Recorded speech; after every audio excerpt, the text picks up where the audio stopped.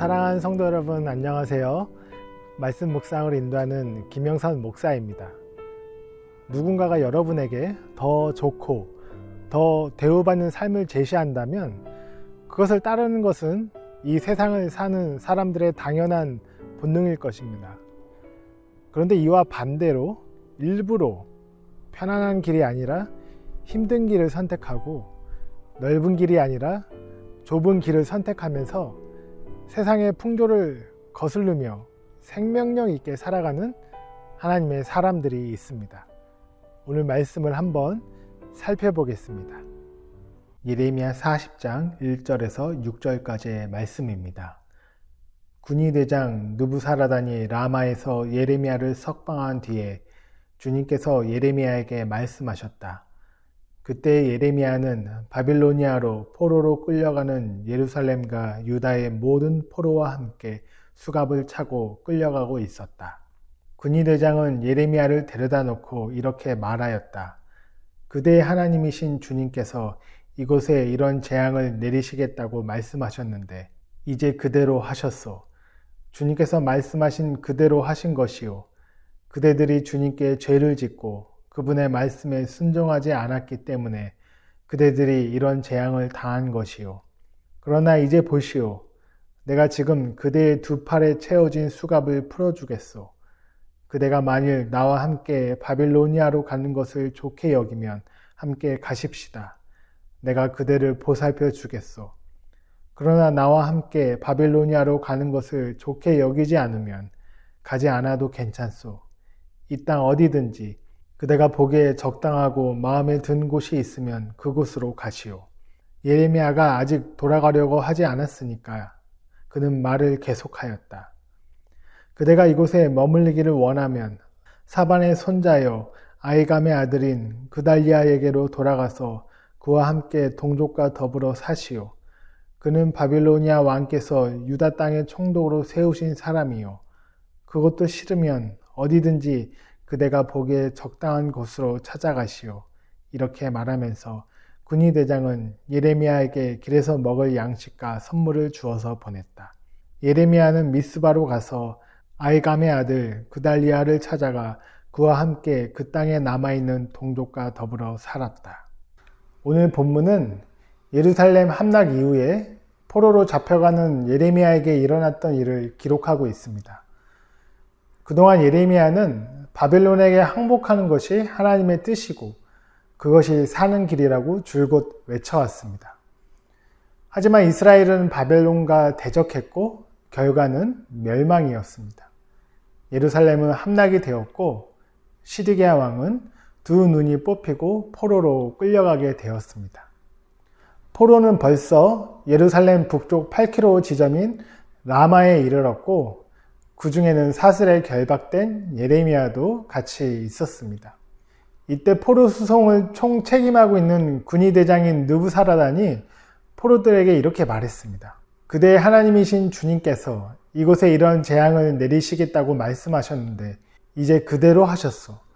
주님께서 말씀하신 그대로 하신 것이요. 그대들이 주님께 죄를 짓고 그분의 말씀에 순종하지 않았기 때문에 그대들이 이런 재앙을 당한 것이요.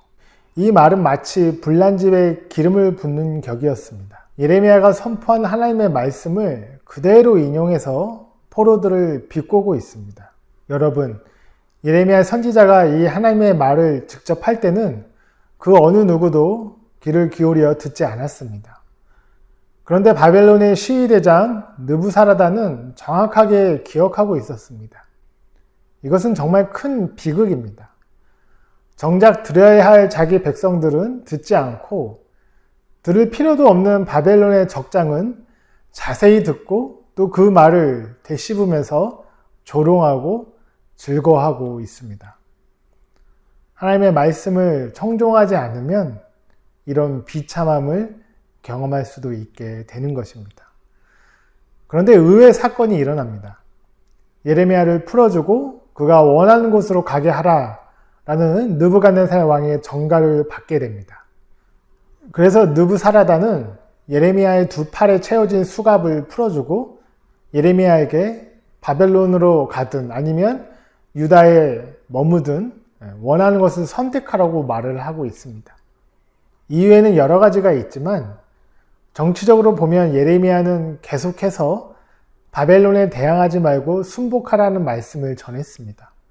그래서 굳이 예레미야 같은 경우에는 바벨론에 가지 않고 유다에 남아 있어도 백성들에게 바벨론에 대해서 반감을 갖지 않도록 설득하는데 예레미야를 충분히 활용할 수 있기 때문입니다. 여러분, 예레미야는 어떤 선택을 했습니까? 대접받을 수 있는 바벨론에 가지 않고 폐허가 된 유다에 남기로 선택했습니다. 그런데 사실 이 선택은 예레미야 24장의 말씀과 대치되어 보입니다.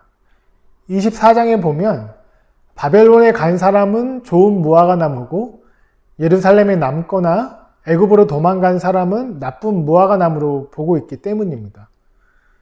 그럼에도 예레미야는 바벨론에 가지 않았습니다. 그리고 그 이유가 우리에게 큰 도전을 줍니다. 먼저 예레미야가 예루살렘으로 발길을 돌린 이유는 첫 번째로 영화보다 고난을 선택했기 때문입니다. 만약에 바벨론으로 가게 된다면 예레미야는 바벨론에서 그동안의 모든 고생을 보상받을 만큼 4절의 말처럼 바벨론에서 선대를 받으면서 그래도 편안하게 될 예정이었습니다.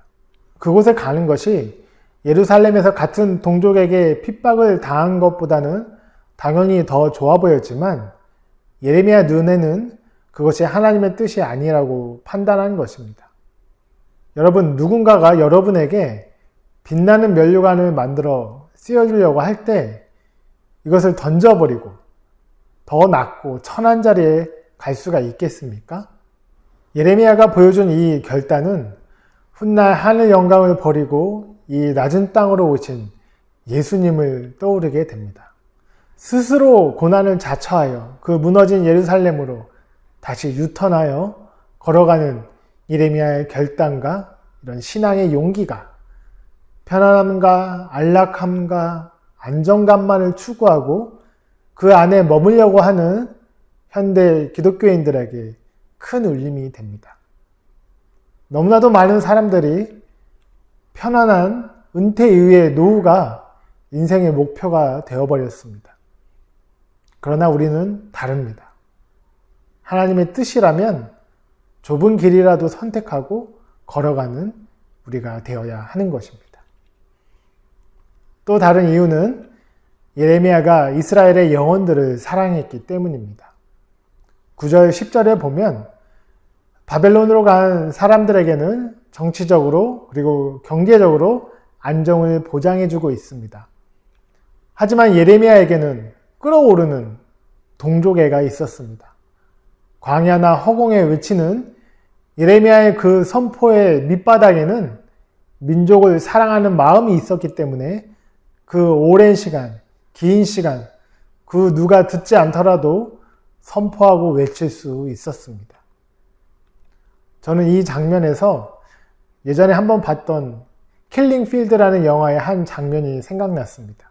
캄보디아에서 미국의 통역관 역할을 했던 디스프란에게 온 가족이 미국 대사관을 통해서 미국으로 탈출할 수 있는 기회가 있었습니다.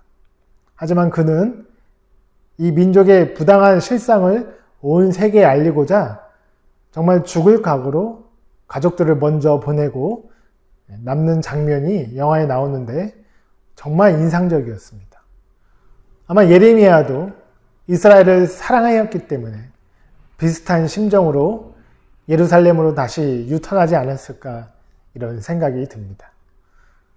마지막 이유는 아직 해야 될 사명이 남아있기 때문입니다.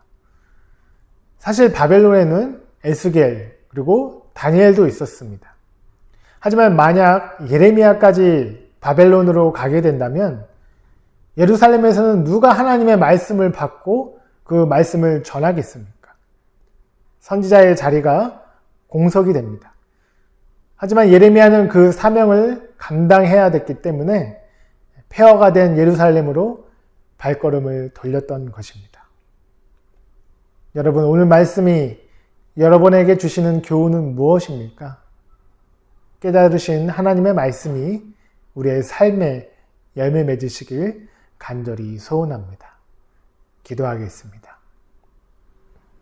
하나님 아버지, 예레미야가 넓고 편안한 길을 선택하는 것이 아니라 좁고 고난의 길이라도 다시 돌아와 그 사명을 감당한 오늘 본문의 말씀을 우리가 읽으며 깨닫게 되었습니다. 우리 예수님께서 하늘의 영광을 버리고 낮고 낮은 곳으로 우리를 위해 이렇게 내려오시고 십자가를 지시기까지 겸손해지시며 낮아지셨는데 우리도 주님을 본받아 우리의 만족과 기쁨과 우리 삶의 안위만을 위해 살아가는 것이 아니라 하나님의 영광과 하나님의 사명과 또 주위의 주님을 모르는 백성들을 위해 고난까지도 감수하며 살아갈 수 있는 귀한 믿음과 우리의 삶을 허락하여 주시옵소서. 나를 따라오거든 자기 십자가를 지고 따르라고 말씀하신 주님의 음성을 기억하며 우리의 삶 가운데 허락하신 모든 것들 잘 감당하며 승리하는 우리 또 오늘 하루가 되도록 인도하여 주시옵소서. 감사하며 예수님의 이름으로 기도드렸습니다. 아멘.